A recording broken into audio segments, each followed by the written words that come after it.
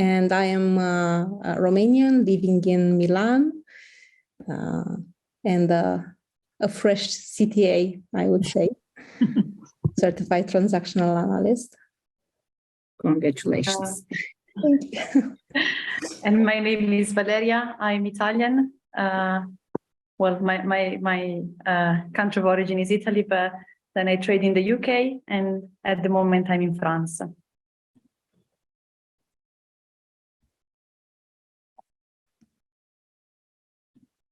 Hi, I'm Paula, here in Essex, CTA qualified in private practice.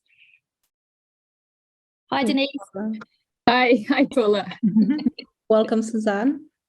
Thank you. Sorry to be a bit late.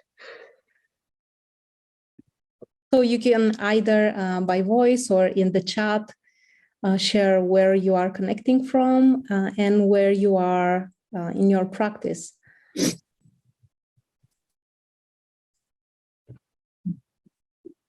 I don't know who's shared. Shall I just go? So I'm Susanna. I'm in East Sussex, and I'm just qualified as a CTA. I'm just building up my practice. Yeah. And good to be having you here. Thank you. I'm Denise. I'm from Turkey, Istanbul. I live and practice in Turkey. So I studied psychotherapy at Metanoia in the UK. And I'm a qualified psychotherapist, CTA. Yeah. Great to be having you, Denise. Are we all CTA in the room or TA? No, TA. TA. All TA. Okay. Okay, that's important, I guess, for some of the language that we might be using. Some TA jargon. And thank you for what you shared in the chat, Sue. Good to be having you and connecting today here. Hi, everybody. I'm Sarah, and I'm connecting from Valencia in Spain. Having lived 20 years in the UK, I'm originally, my country of origin is the US. You can hear maybe, but I haven't lived there in 35 years. And I've lived in different places, and now I'm based in Valencia. And like Suzanne, I'm a fresh CTA graduate as of last year. I had a burgeoning private practice as a psychotherapeutic counselor. And I have a really strong interest in the topic that's being brought today, particularly as it relates to infertility, older parenthood, and loss. It's great to be here and see all of you and connect. And I studied at Metanoia.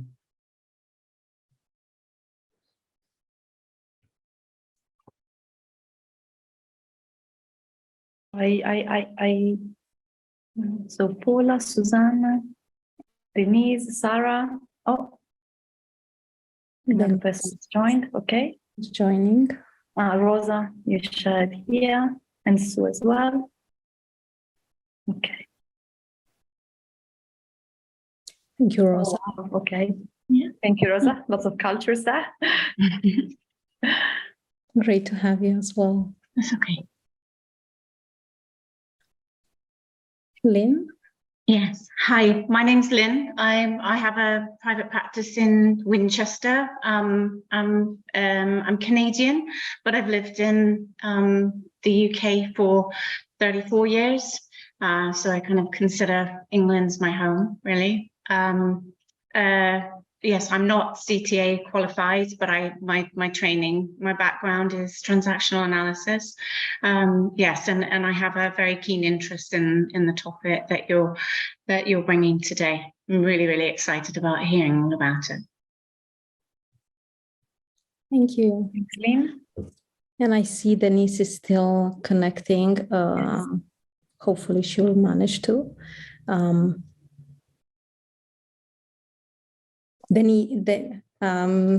Denise.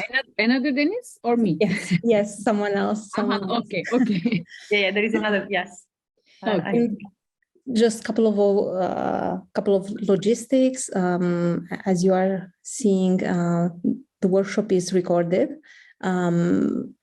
but there is a whole technical team behind who will edit it at the end, just to make sure that if we share details of ourselves or clients, which we might feel not comfortable with being then on the website, or they consider might be too exposing, they will edit those parts. So this can allow us to be in contact here and present, while managing as we can the level of self-disclosure, but also knowing that there's a, let's say, a bit of a safety net behind, and if you will feel afterwards that you might want something taken out, you can reach out to us or the technical team, and from our side as well. We will be here present and share what we will feel might be relevant in the moment, and privilege this, our connection, and also inviting you to take care of yourselves throughout this workshop, ground yourself, maybe pause if anything might be a bit potentially triggering, have a glass of water, bring yourself back in the body and in your surroundings.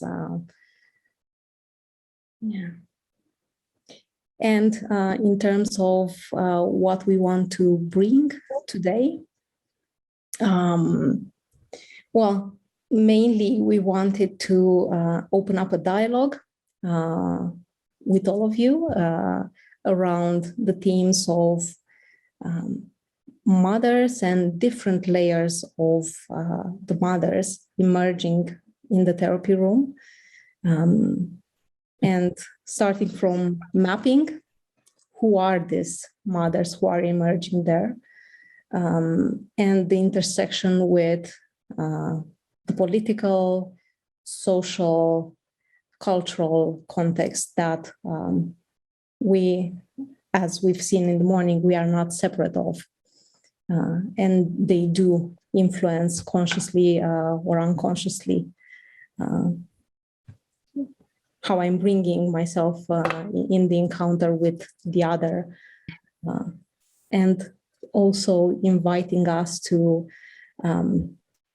hold this in mind here, that we are bringing them here with us as well, our different cultural layers, and inviting a being with what is,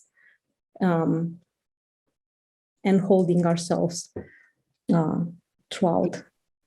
Valeria, would you want to add on this? Just to create a bit of a frame to also like where we might go in the next couple of hours together. We thought it might be also important to set some limitations, because we are aware that, as Leo said, we bring our own, and also like in the sharing, we already named a few countries, few culture, different cultural impacts within us. So all of that is going to be part of, today's dialogue between us. In terms of limitations, we really wanted to say that in the title, we put the mother, and we know that the terminology in itself is political and it can invite contradictions. We did share with colleagues different ways in which we can also refer to the mother, but somehow we felt attached to the word mother itself, to this vocabulary. Something for us resonated with like seeing the human being behind the word. So we are aware that, it might trigger different aspects in us, and we're also very much open to hear about that. Also, another limitation is our own experiences. And I guess later on we are going to touch very much into the details of that. But of course, like who we are and how we trained is part of what we bring today. And we hope that together we can, if we go inside ourselves and stay in connection with some of the biases or opinions or understandings that we might bring outside of ourselves in the relational space, we can transform it from limitation to a resource. And the last thing I name in terms of the frame of reference for today is that talking about the political, we might invite some polarities or contradictions. So it's also an invitation for us today to stay open, to stay in touch and stay in dialogue, if and when we might be invited to depart and to go into the polarities of, where sometimes, politics can bring us. So really an invitation to stay connected in relationship throughout this workshop. And maybe just to add, Valeria, something about where we are coming from with these teams. We are both part of a wider peer group of perinatal mental health professionals, and some of our colleagues are here today, which is called Our Evolution, together with Dr. Emma Hines, who is a TSTA. So we engaged and started these conversations there, and wanted to open up to other colleagues. So really excited to be here and having these conversations together. But this comes maybe also with a bit of a limitation of our passion for this, and maybe a certain type of language we try to make it as inclusive as possible. But yes, please bear with us, and also the mix of emotions that we are bringing here. So do ask, we invite questions and to be as interactive as possible. So if something that we are bringing here might need to be slowed down, or please stop us and bring us back in dialogue. Okay, so we propose you to start together to map who are we talking about, who are these different mothers who are emerging in the therapy room. So both as a client and as a practitioner, who are these mothers that we are encountering there, that we are bringing, that our clients are bringing, or therapists?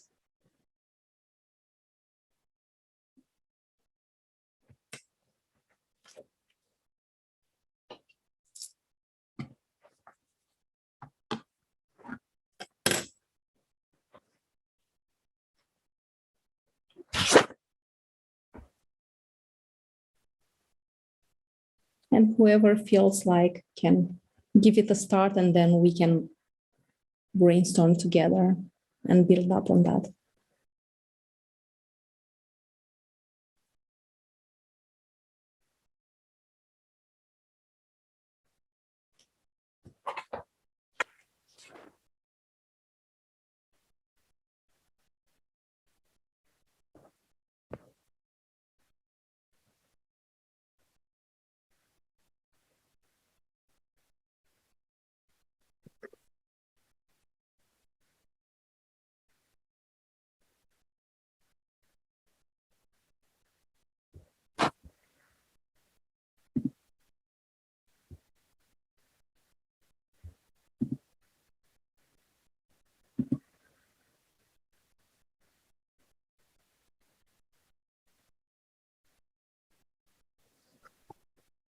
I guess for me, it's different.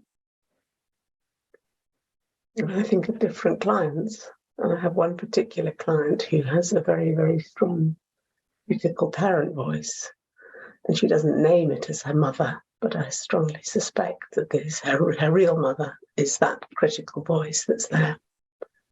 And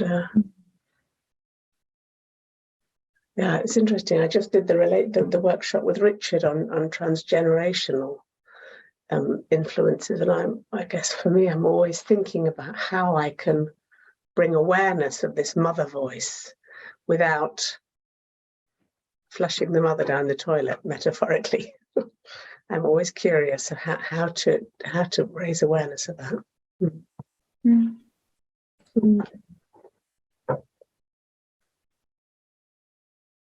Thank you, Suzanne.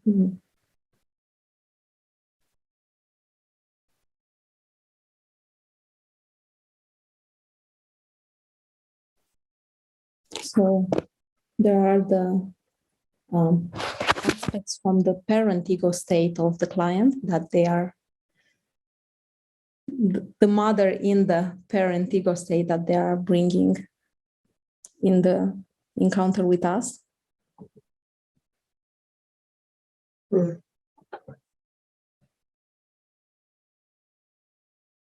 Like, for example, for me, while we are connecting together today, I'm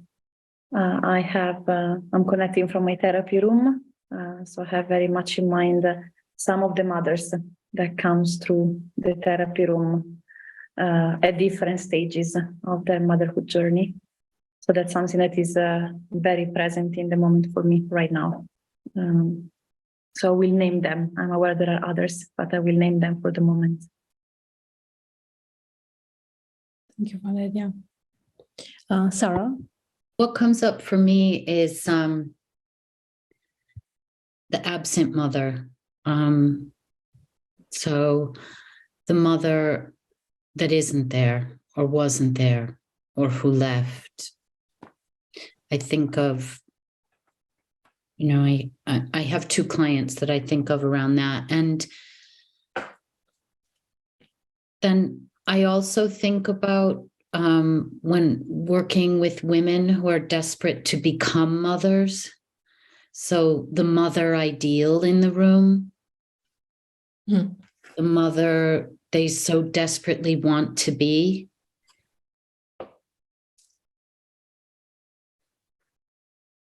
And then I also think about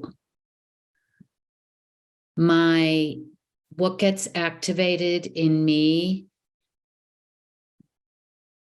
from a client, often, in the transference and the countertransference of feeling like I want to mother a client, and how to manage that. Really, particularly with the clients I mentioned first, who I often feel the weight of the absent mother and the need for attachment. Because a lot of these terms that we talk about, attachment is attachment not only obviously to the caregiver, but we think about the mother, I think, in the first instance, when we talk about attachment theory. It's not attachment to school or attachment to an inanimate object. It's very often the mother. And if there's a breakdown there, it's because of the mother. So, and I also think of how we think of mothers in sometimes a very binary way, good or bad, and that there's not really a lot of in between. Mm-hmm. And I'm curious about that too, how that presents in the therapy room and otherwise. Thank you, Sarah. And I'm very much holding now with me those who have lost a pregnancy or a child and have been transformed by that experience. Yeah. And the single mothers and the adoptive mothers, and the my mother, the mother of my mother, and how I'm bringing them with me somehow, consciously or unconsciously, in what I'm doing. And it was so powerful when some years ago I realized that the fact that my mother was my grandmother, maternal one, was a midwife and training to be a midwife during World War II. That was an important heritage that could be a resource in my interest in the maternal and paternal and the pregnancy support groups that I was so enthusiastic in creating and holding them. And I'm wondering for the others, if as we are putting together these different figures of mothers, if there are other aspects emerging for you. I've had an interesting experience with a client recently where the mother doesn't come, but the mother is the one who contacted me. The mother is the one who sent the child. She's not a child, she's an adult who sent her child. So the child, the adult comes, this woman comes in, she's a very young woman, but comes in, doesn't want to be there. And then she's developed a relationship with me that feels safe enough to talk to me. She won't talk to her mother because she needs to protect her mother because her mother gets anxious. And then her mother is actually very much in the room all the time, and that she's ended for it this week, literally this week, because she needs to protect her mother from financial problems. Her mother hasn't said this, but she said her mother's paying, so I don't want her to pay because it's kind of that kind of, there's a very powerful presence of her mother in the room all the time. And I need to protect the mother. And I'm thinking, all this time we've been spending with you, and at the end of it, she's gone back to the same place. I need to protect my mother. In order to protect herself, I think, at some level, but she needs to protect her mother. It's very powerful having that parent in the room, but actually not physically in the room. I've never met her actual mother, but it's a very powerful thing, the anxiety went with that. Thank you, Sue. And she's going back, but also having also you now. Having encountered you, and my hope is that inside the parent or the developing adult, that encounter and this kind of encounters can be alternative presences. I hope so. I remember my own therapist we had a phrase in my house, what would Louise say? That's my internalized therapist, and kind of, she's my kind of therapy mum, kind of, what would she say about this? Okay, we're good. Yeah. And it's interesting you named it my therapy mum, because I guess it's another aspect, another mum to be named.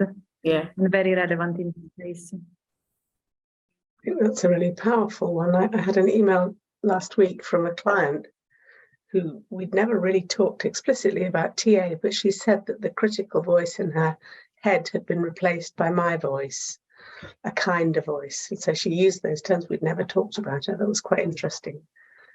So, yeah.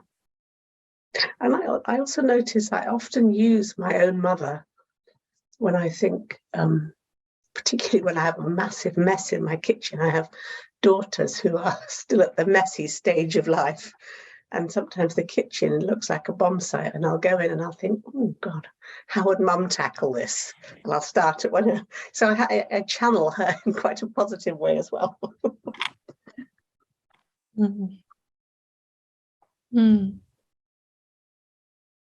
And speaking of therapists,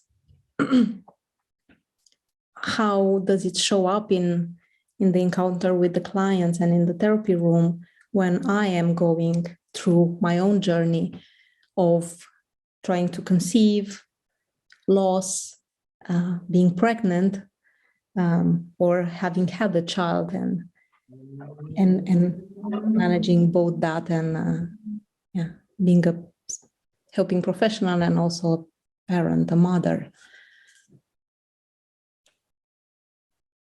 So Is one, there, yeah, sorry. Go, Leo. No, I was just asking if there is wondering if something it's else. good enough and trusting that this mapping can then be further enriched, but just to give it a start and some concrete points of reference, and now link it to also the political. Yeah, I'm gonna share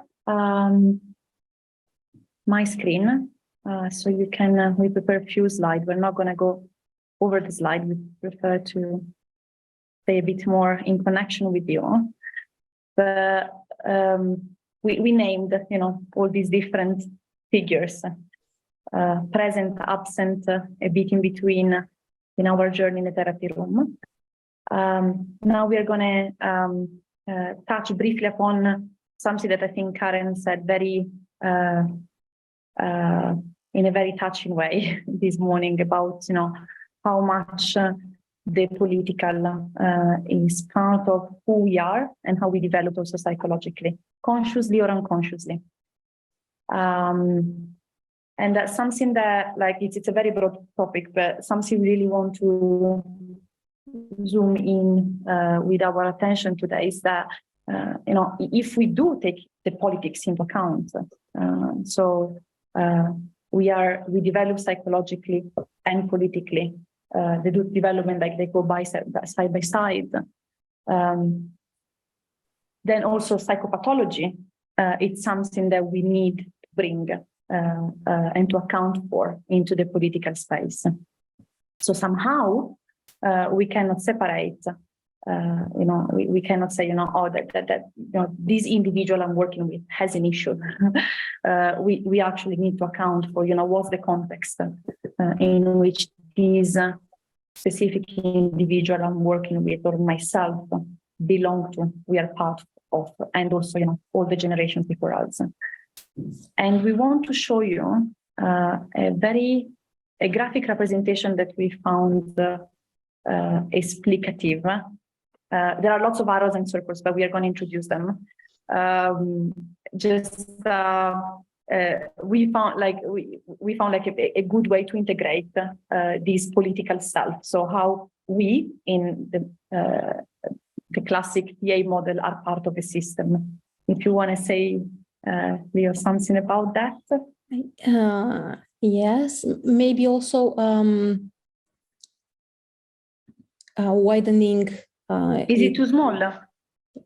If you can put the presentation mode on, maybe.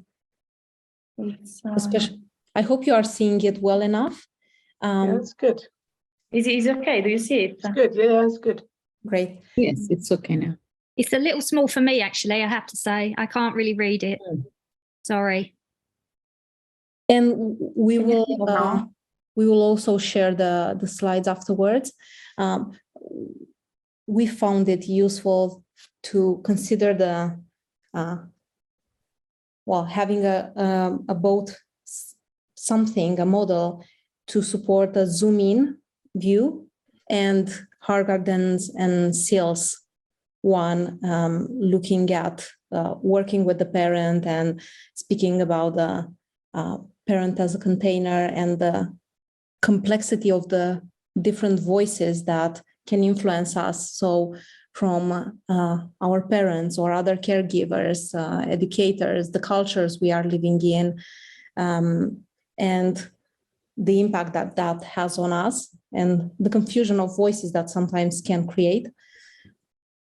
And I see this as a model which supports zooming in and looking at how the culture we were born into and brought into can then shape the individual. And then looking at the second visual, Bronfen-Brenner's ecological framework for human development, accounting for the fact that as individuals, we are both influencing and also being influenced by our dyadic relationships or microsystems. School is in there as well, and the very close institutions and people, caregivers, but also being part of wider systems. So education, economics, the politics, we are being part of, up to a culture's invisible blueprint and accounting for both the conscious and unconscious of that. So we found that useful to also support when working in therapy with those different layers of mothers, to be able to hold together what's happening and the individual is bringing to us, and we can see at the first sight, but also some tools to be able to then explore what are the other systems that have impacted and co-created or can co-create both facilitative and protective factors, and can be those, and also what can have contributed to create suffering, if not even pathology, as you were naming earlier, Valeria. So holding in mind what are the political aspects that are influencing the individual and those different layers of mothers. And sorry. Yeah, just to check if this is clear, if you have questions so far.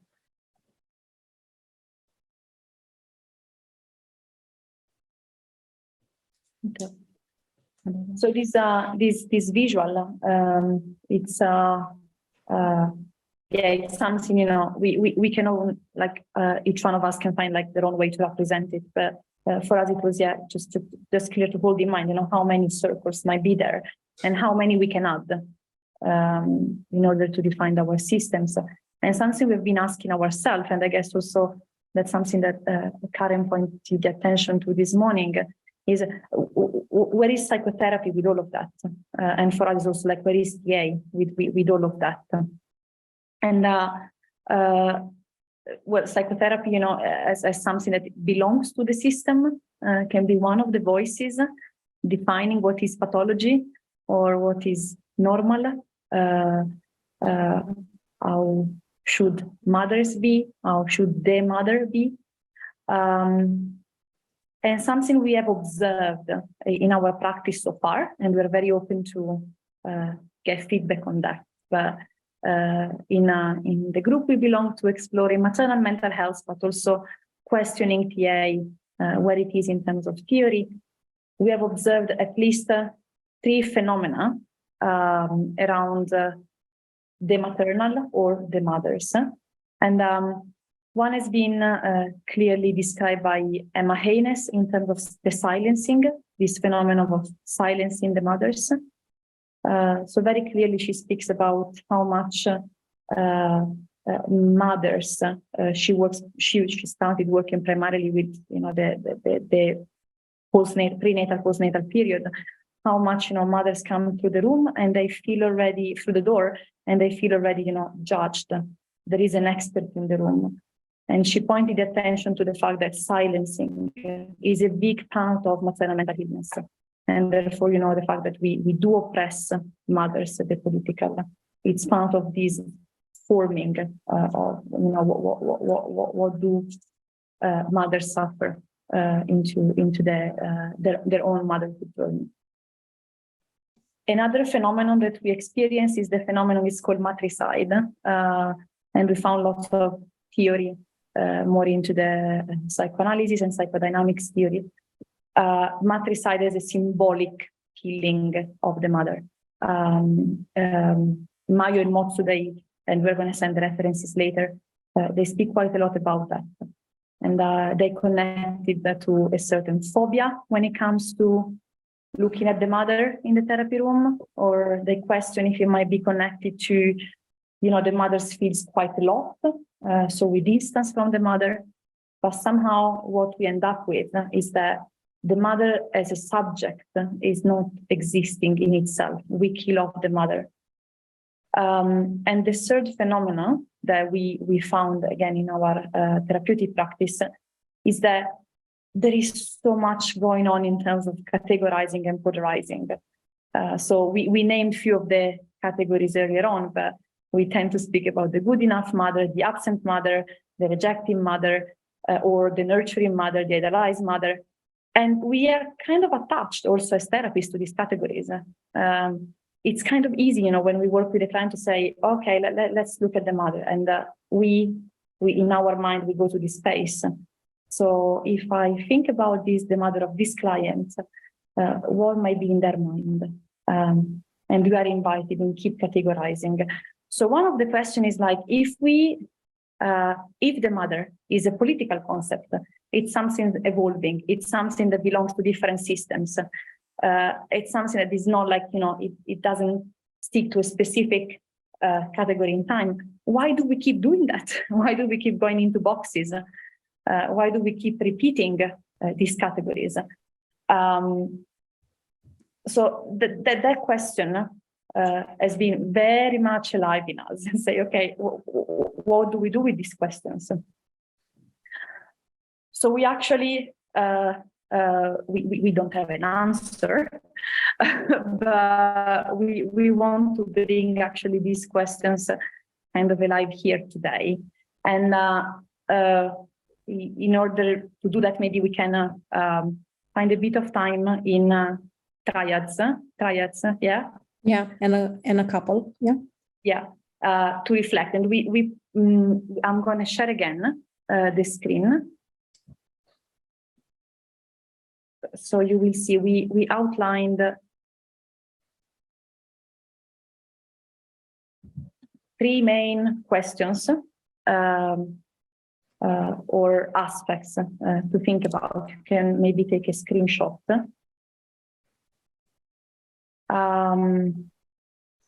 Do you want to introduce the aspects, Leo? Yes, we a little bit like the systems that we've seen and the different circles that we've seen earlier. We thought of this exercise also on layers. So aware that it is me and the client in an encounter, and we are both bringing aspects of ourselves. What is it that I'm bringing, holding in mind the context of my mother, my caregivers, or those who played that role, and how those contexts impacted my mother, and also how that impacted us. So that is one aspect. And then the aspects of the systems we are now part of, and how that is influencing the way I understand my opinions of the mothers I meet in the therapy room. And our training is part of those systems.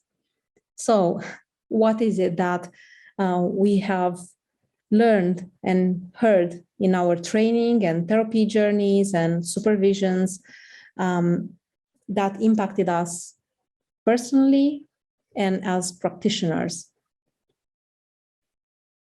So holding this in mind, we will put them in the breakout rooms in the chats, but also if you can take a snapshot or a picture and just having them with you, we invite you to do so.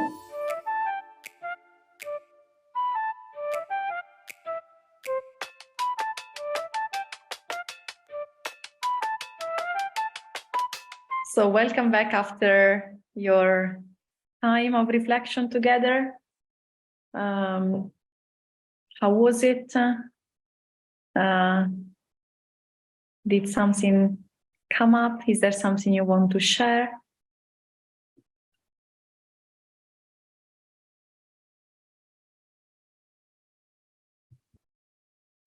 Sue and I just didn't have enough time, really.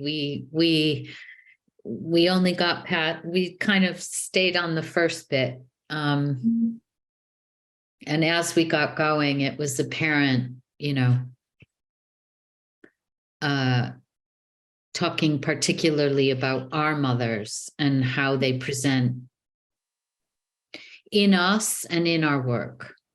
That was fascinating for me, and to hear Sue's story and for us to have that exchange, because it really starts to expand the topic exponentially almost. And the one thing we said at the very end, and this is true, one of my tutors, I remember her mantra was sort of like, oh, it's just always the mother. She'd teach some bit of theory and then she'd say, it's just all about the mother. So the mother became like the dumping ground for every bit of dysfunction. And when I think about that now, it's so disparaging and so all-encompassing. And I think in psychotherapy, we can joke about that too. Sue and I were joking about how people say, oh, it's always the mother, isn't it? I've never heard anybody say, oh, it's always the father, ever, actually.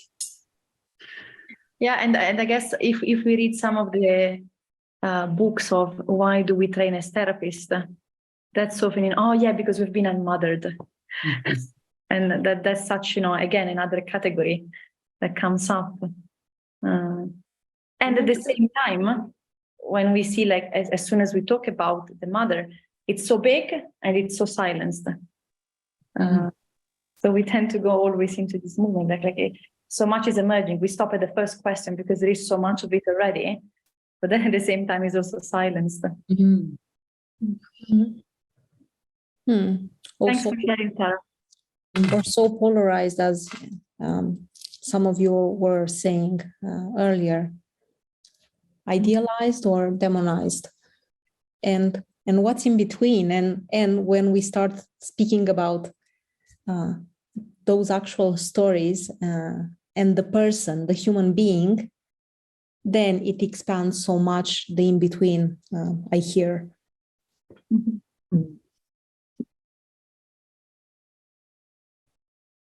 For me, I'm really struck by that. We had a lovely sharing. I felt we had a lovely sharing, and I'm really grateful to Paula and Rosa, who's disappeared. Where's Rosa gone? Oh, she's disappeared. We had this lovely sharing, and I think for me, the thing that really comes out is about how powerful a mother is. Can be for good, for bad, for indifferent, but whatever, there's a huge power there. And also how we take up our power, how we take up our potency as mothers, how does that come in? Anyway. Thank you, Suzanne.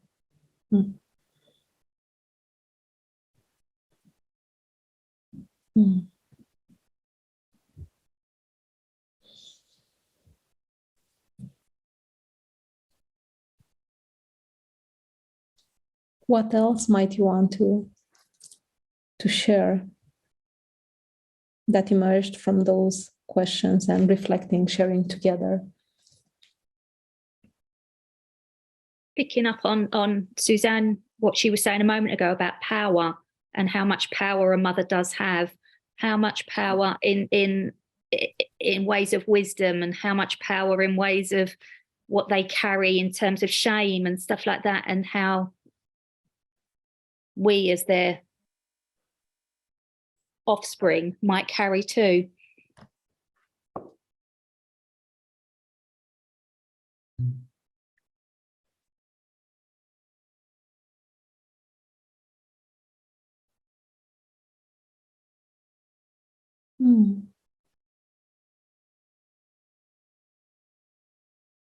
the other theme that came up for us was shame.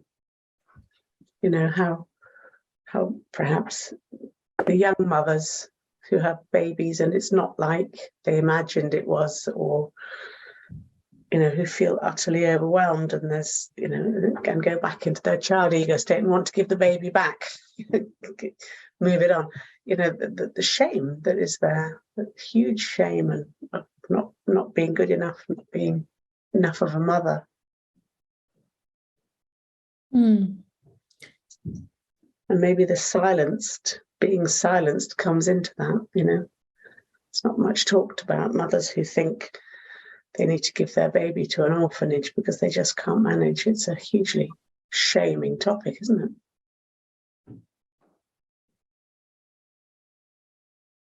Mm.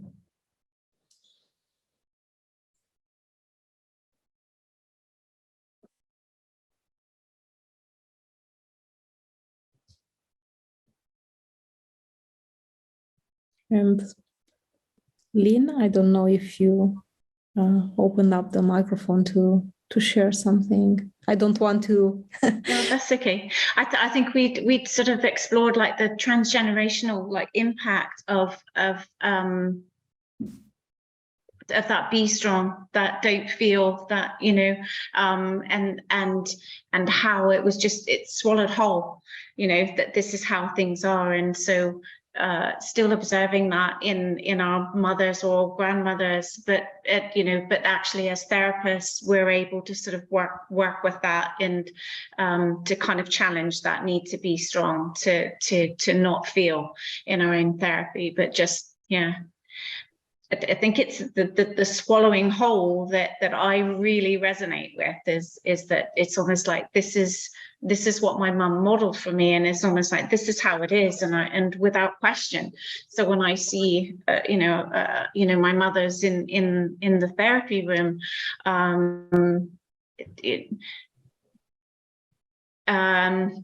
how important it is to be able to sort of share that perspective that there is another way.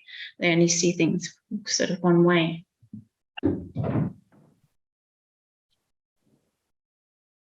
Thank you, Lynn. And I'm also wondering about how it impacts our perspective when we account for the historical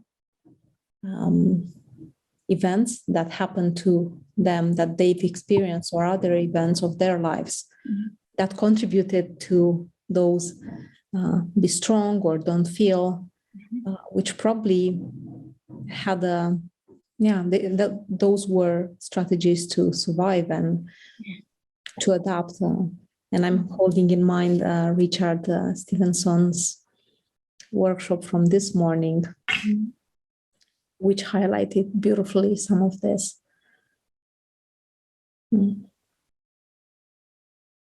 I was just remembering my mother's advice. My mother had immigrated from the south of Italy to Australia with her family, and she didn't have a choice, but she because she was younger, she'd always brought that up, that she didn't have a choice. And my father had as well. They met in Australia, and then she couldn't, like, she was, in one way she accepted it, that then I came the other way back to Europe.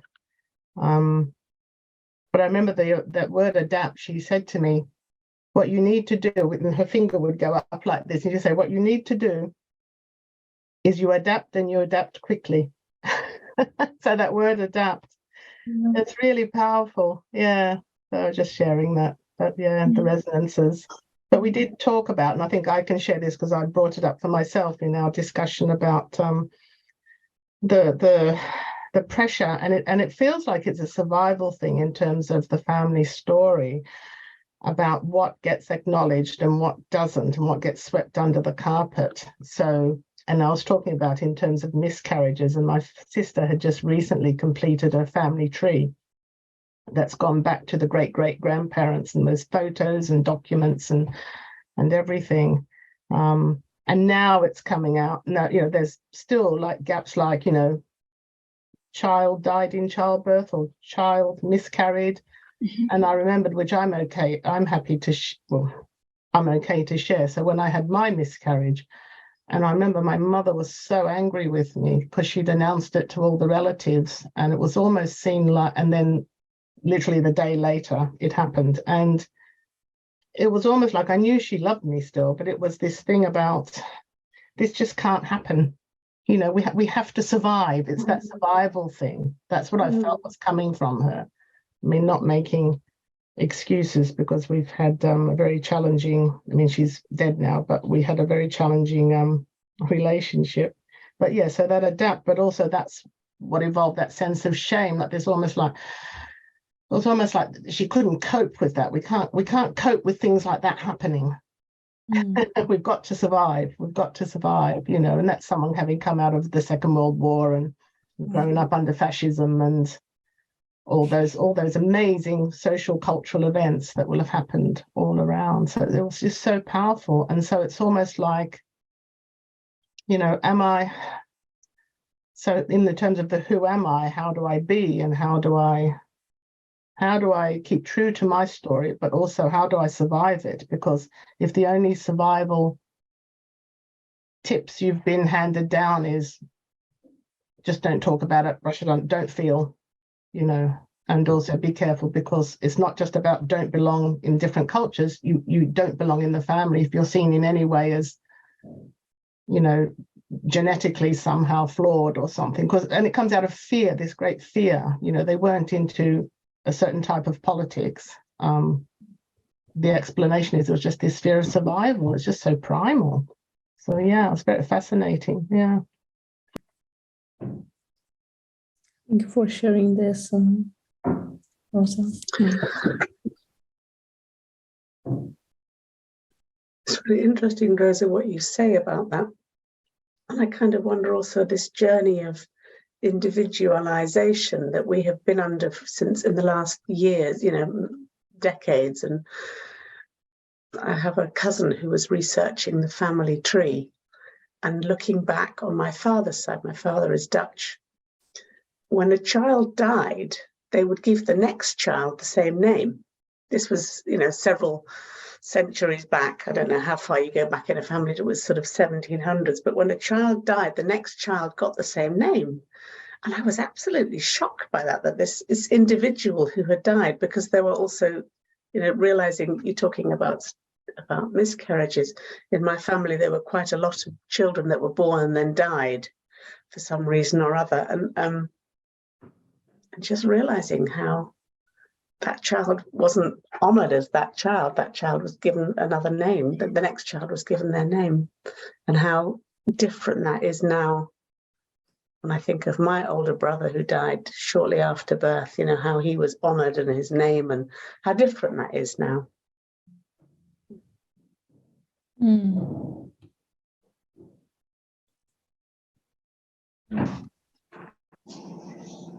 Yeah, and I guess also like based on what you're sharing, like Rosa and Susanna, also like this element that, again, I think Karen mentioned this morning, you know, if we do see that it's the bond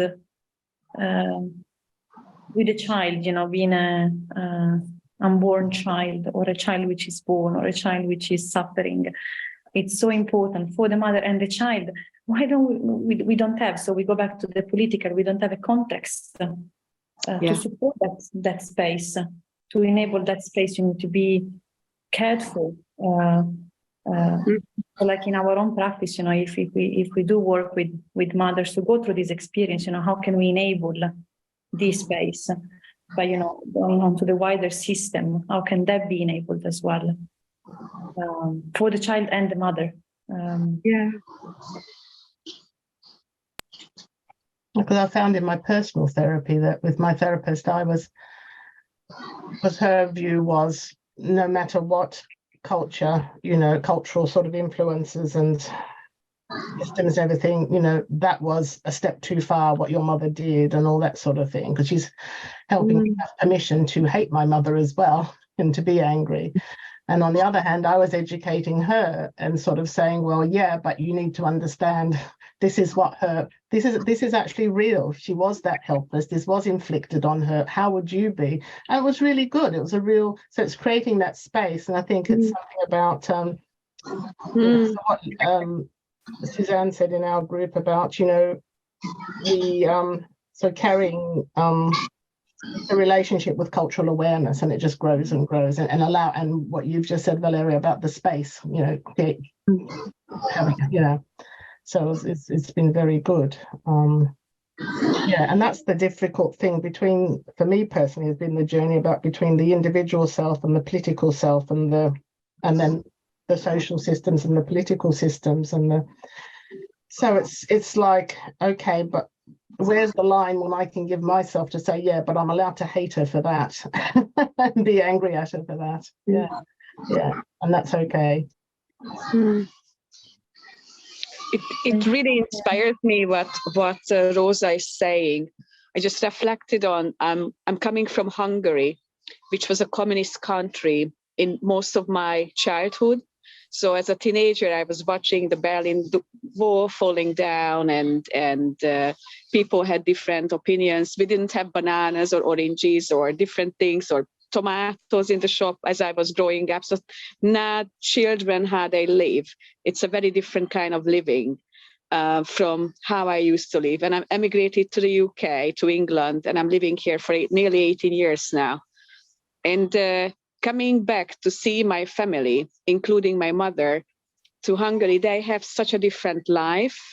So it's, when I'm thinking about her, it's I need to really put that hat on to understand where is she from. She's from a very small farming village with a farming family, lived a completely different life, never really studied. And I'm 100% sure she's neurodiverse. I think she has ADHD as well as autism. And looking at her now, in a way, I became her mother. And that's a funny kind of role. Rather than expecting her to mother me, I quite often mother her, not because she's quite healthy, she doesn't need physical care, but that psychological mothering where I understand her situation and I don't overshare with her what she cannot handle or she cannot understand. And I was thinking about probably a good 10 years ago, I've gone through a really difficult process. I don't know whether anyone knows Byron Katie, the work. And that really helped me to put things in a different perspective as, should it be really that way? Should my mother understand me inside out? Should she be my support? Should she just handle everything? I had 3 miscarriages myself as well. So it's people, we go through a lot of things in life. And I'm sure you're hearing all my Be Strong driver there, because it's definitely there in this. But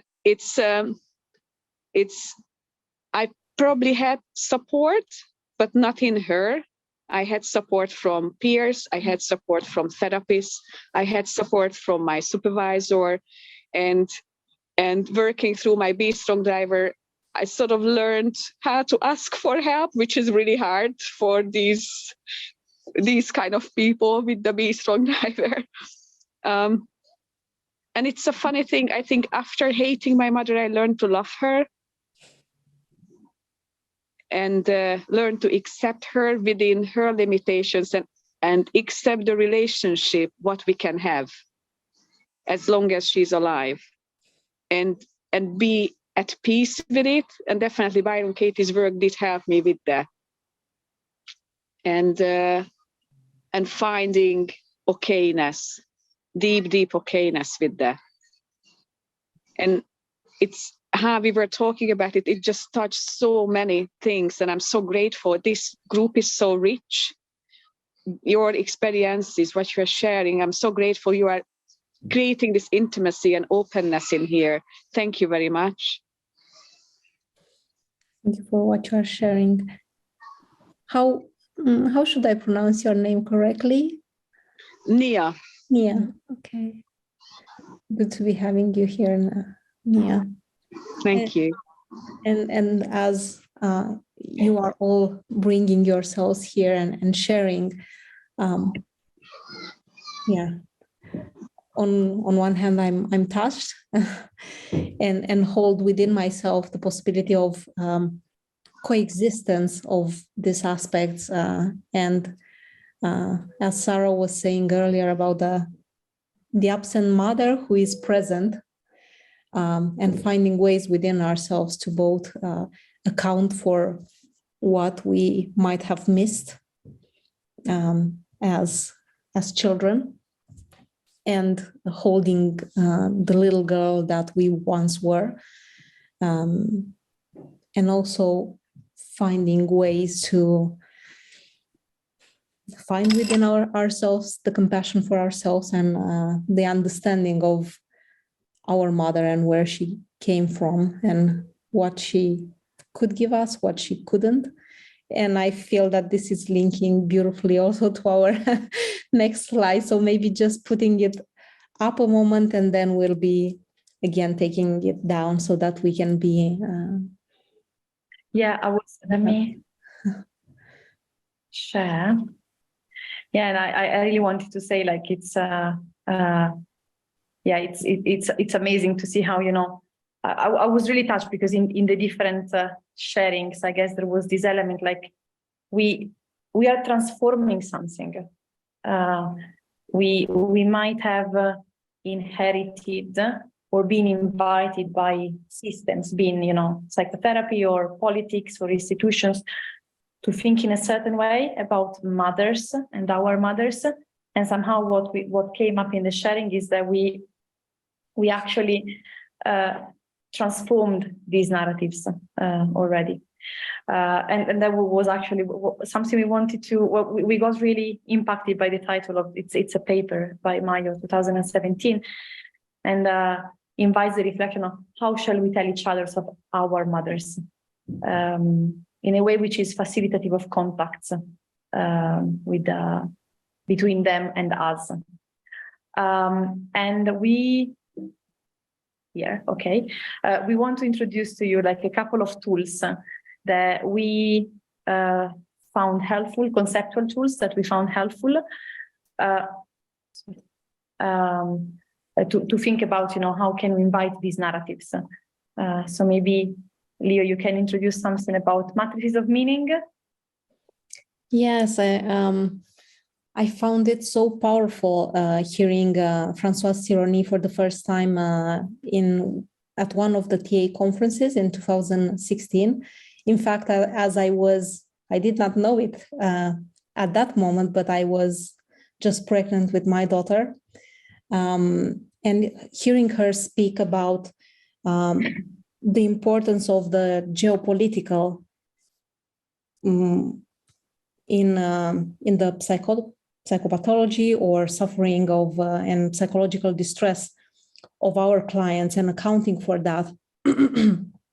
So she's speaking about the complementarity between the individual story and the collective ones, and invites to consider several matrices of meaning. So moving from the intrapsychic, social, cultural, political, economical, geopolitical.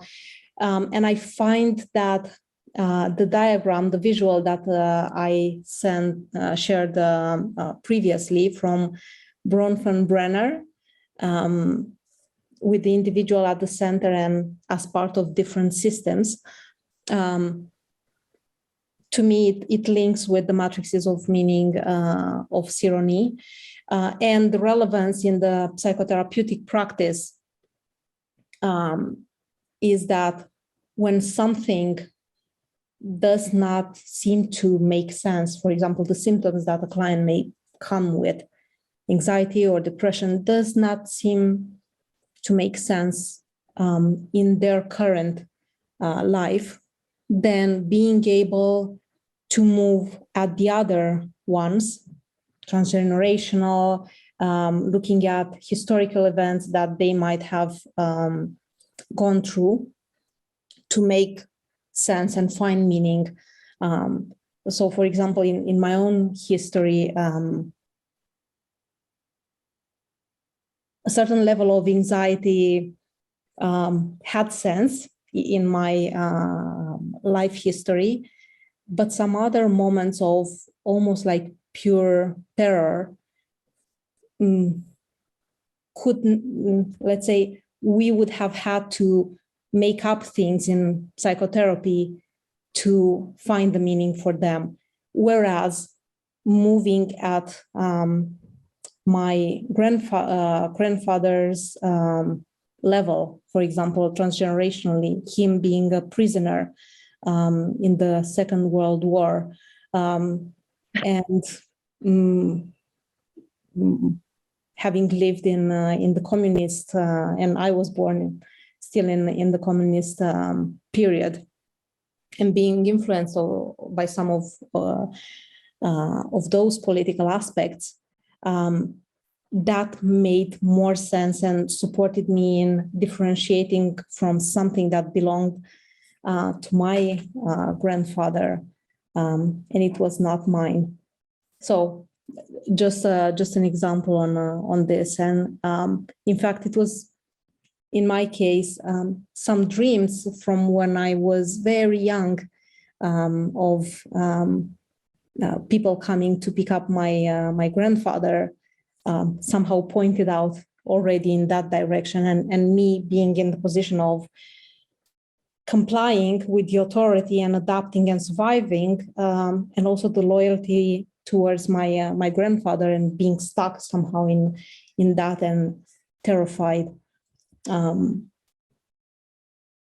So getting used somehow in our practices to consider the collective history as an active object in working with our clients, and also thinking again of the mothers, how throughout the history they have been impacted in so many ways. Mm-hmm. Okay. And another tool that, it's many practitioners in different fields talked about intersectionality.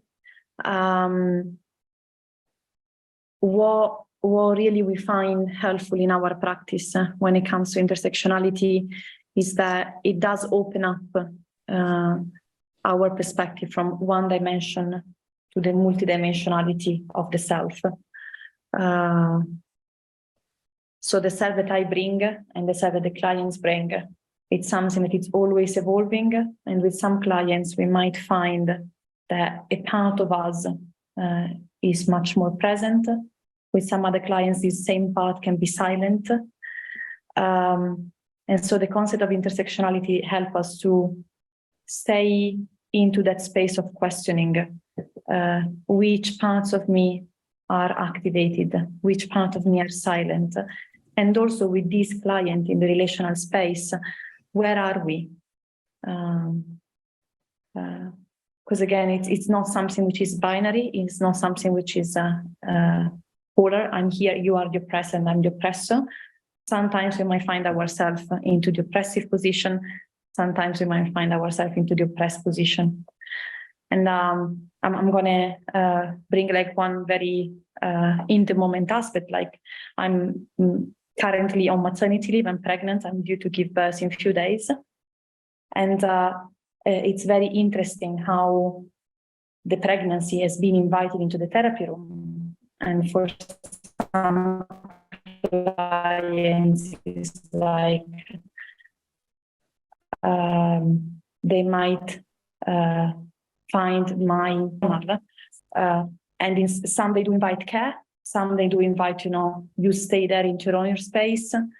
And we try to negotiate where we are with our identity into this, intersection of, I might oppress you, you might oppress me. Who is the expert here in the therapy room? And we want to share with you. We know that there are very nice accounts of intersectionality within TA and in TA literature. We want to point attention onto this one, which is not TA, But it's very visual, it's very simple. And what we like of these models from Morgan 1996,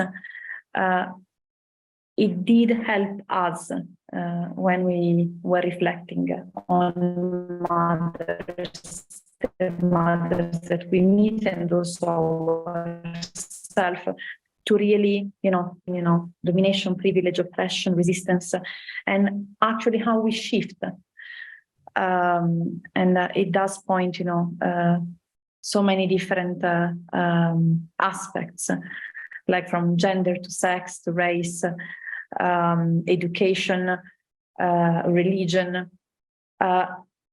and also like there might be many other points of intersections that we might want to add to this wheel of intersectionality. We are aware these are just 2 tools that we found helpful, and there might be plenty of others. And something we want to invite you to do, again, is to somehow trying to digest the matrices of meaning and intersectionality when it comes to looking inside ourselves and also reflecting onto us as practitioners with the people we work with. And we have created a list of questions or statements which are unfinished, and they might be for you to finish. And again, it's a list that made sense to us, but we are aware that the list is, it can be much longer and it can be extended. So these are just some pointers that we found helpful to think about our own intersectionality when we work together, me and Leo, when we work in different groups, and also when we work with clients in the therapy room. So maybe again, you can take a picture of it. We don't know if you have received the questions earlier in the breakout rooms. We hope you did. And yeah, you can also take a picture of these questions and pointers for the reflection. Okay.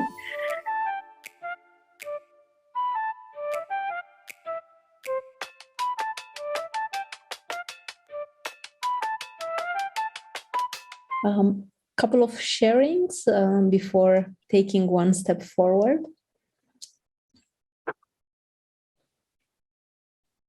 We were talking about that diagram with the lines on and how things cross and how we move things. And kind of moved on and sharing something that I think had quite an impact on Sarah, but I kind of discounted because it happened a while ago. But I was sitting with a client around 1.5, 2 years ago, and coming from a background of being a foster carer and what is a good enough parent, what's a bad parent, and who told me a story of being in an abusive relationship and having her husband tie her 1-year-old son to a cot so that he would be safe while he took her to the pub. And she said, I had no choice, I had to go. She was 16, I think at the time, 17, something like that, she was a child herself. And kind of the impact on me of, I want to kill you for doing that. I didn't say this to her, it's kind of the instant thing, I want to kill you for doing that. And then thought, but you were just a kid. That kind of, there was huge contradictions. I can't remember how you phrased it, Sarah, but kind of contradictions in, I forgot what you said. What did you say? Well, that we have to hold contradictory truths. That's right, yeah. That, like how you felt, both of those things were true. Yeah, yeah. Absolutely. So yeah, it's an interest, and I did like that diagram. So we're going to go away and draw it out for ourselves. Yeah, and I really want to mirror that, like what Sarah is saying, like the ambivalence in the moment. Yeah, yeah. Like that's what it came up for you, and how do we hold that? That's and what do we do with that if it does come up with clients? Take to supervision and share it with everybody to share the burden of it. I think that's what I did. Yeah. And also holding in mind as I'm listening to you, how in the generation of my grandparents, when they had to, some of them, go and work the land, that was a practice considered, again, it was for the safety of the child, and that was almost like common, whereas now we would be just horrified by this and moved when, and maybe enraged when clients might bring this to therapy or thinking of the impact on them. Yeah, absolutely. Okay. Anything else you might want to share about what came from the sharing on the intersectionalities that we are bringing in to our encounters?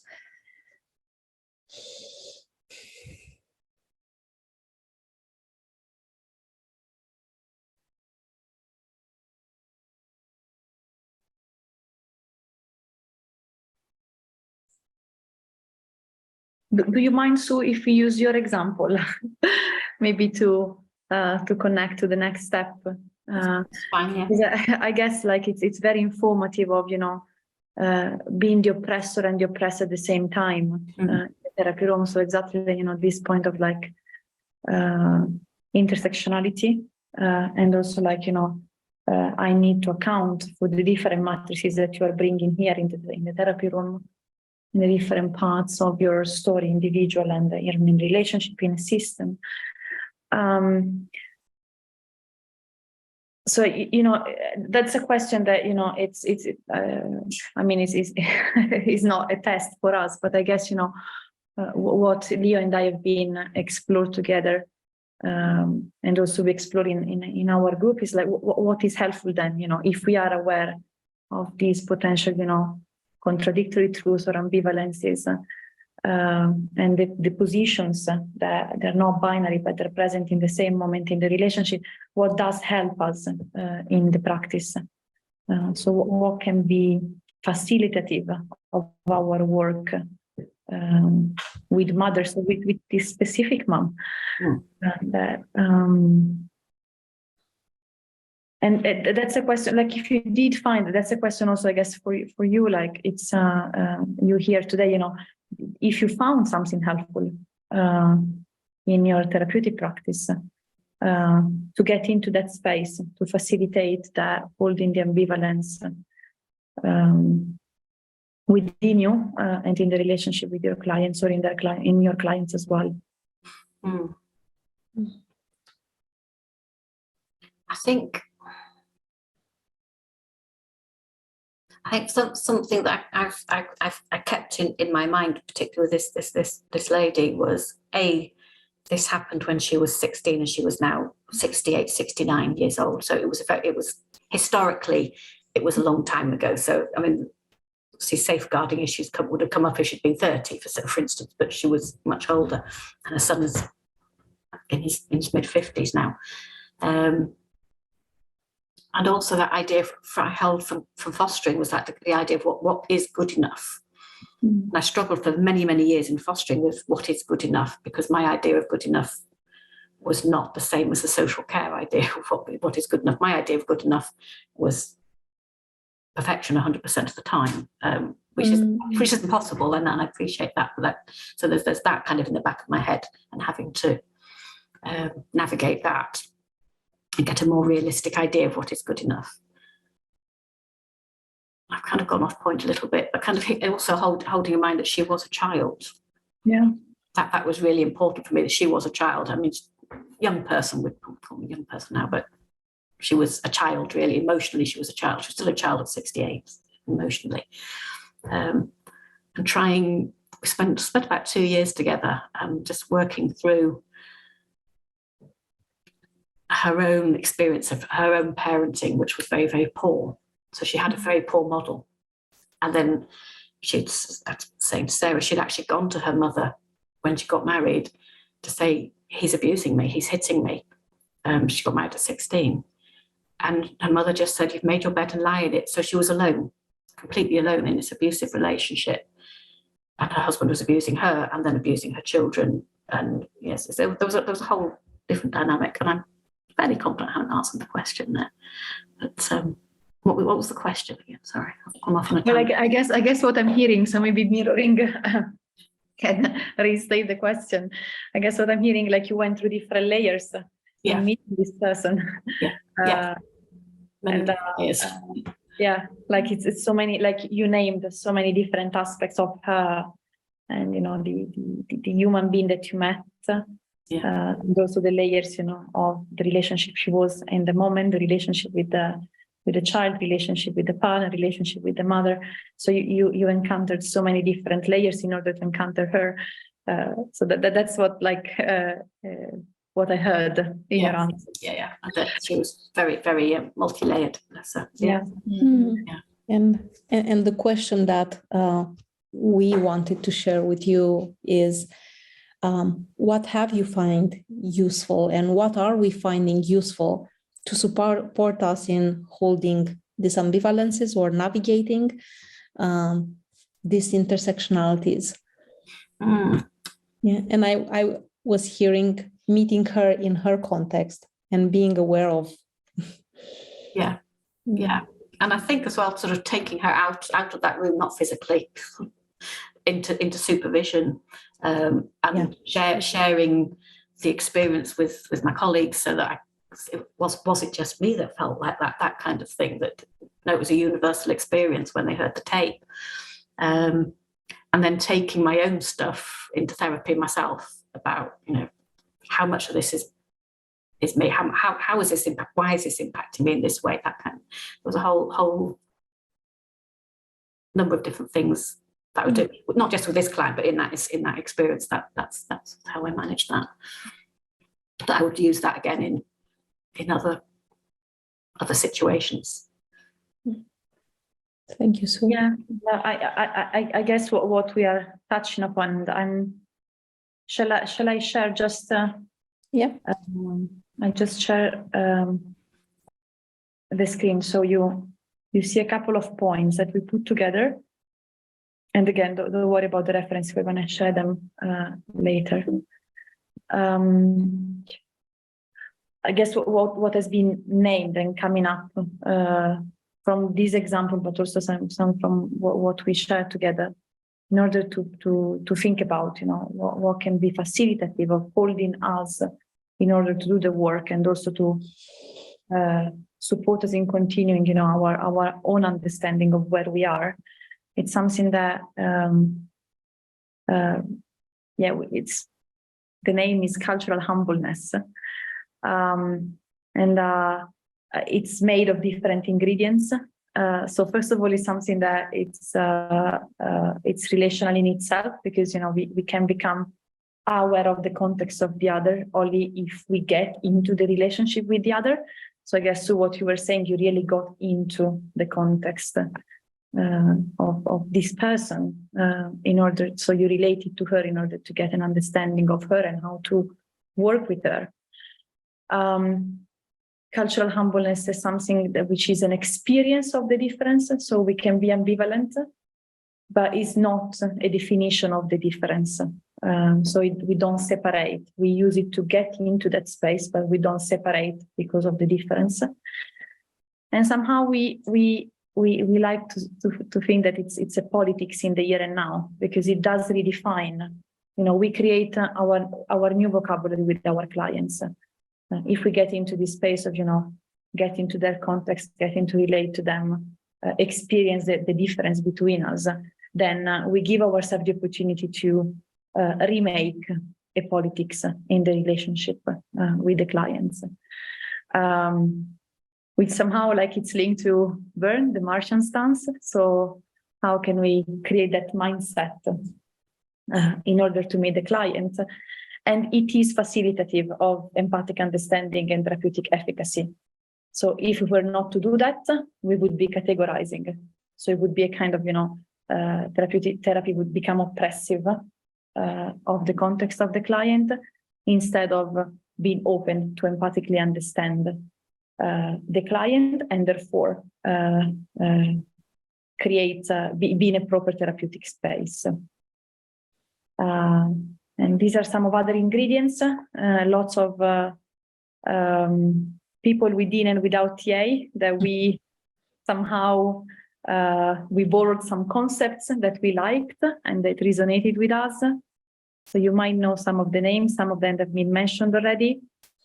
I think I'm going to point to something that hasn't been mentioned earlier on, like WELS. So the point of non-duality and mindfulness.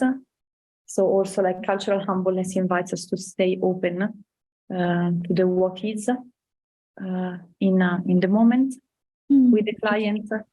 And bringing curiosity there to meet the other one and hear how it actually is the experience for them.